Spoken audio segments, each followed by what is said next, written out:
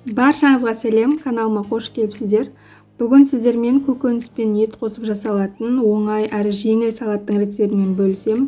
Видеоны соңына дейін қарап, ұнаса лайк басып, өз ойларыңызбен комментарийда бөлісіп отырыңыздар. Ең алдын ала пісіріп алған етімізді жіңішке етіп турап аламыз. Осы видеоның астында барлық керекті заттардың тізімі мен мөлшерін жазып қоямын, сол жерден қарап алсаңыздар болады.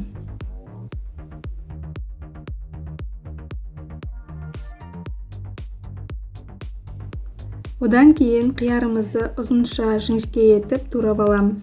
Туралған заттардың барлығын бір үлкен ыдысымызға салып отырамыз.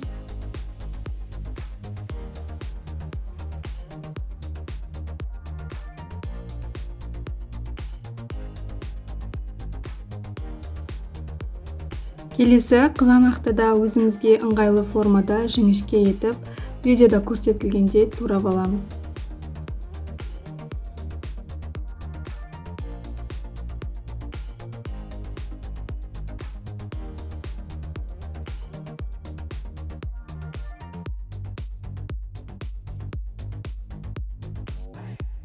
Түрлі түсті тәтті бұрыштарымызды да жіңішке етіп турап шығамыз.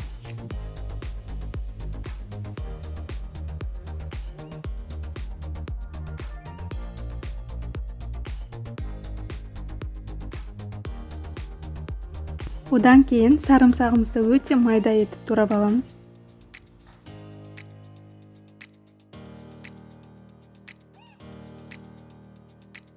Қалауларыңызға қарай ас көк қоссаңыздар да болады.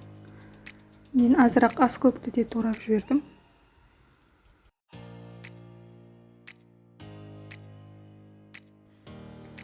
Енді бір дана сәбізімізді үккіштің көмегімен өткізіп аламыз.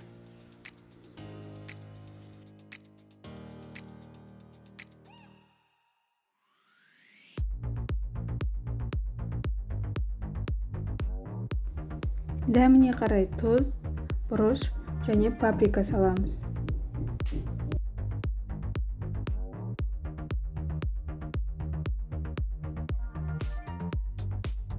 Өсімдік майын табада қыздырып аламыз.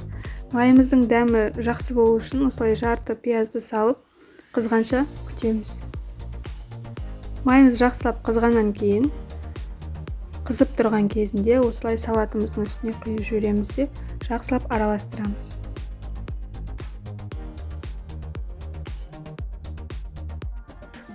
Құрамы өте қарапайым әрі оңай дайындалатын салатымыз дайын.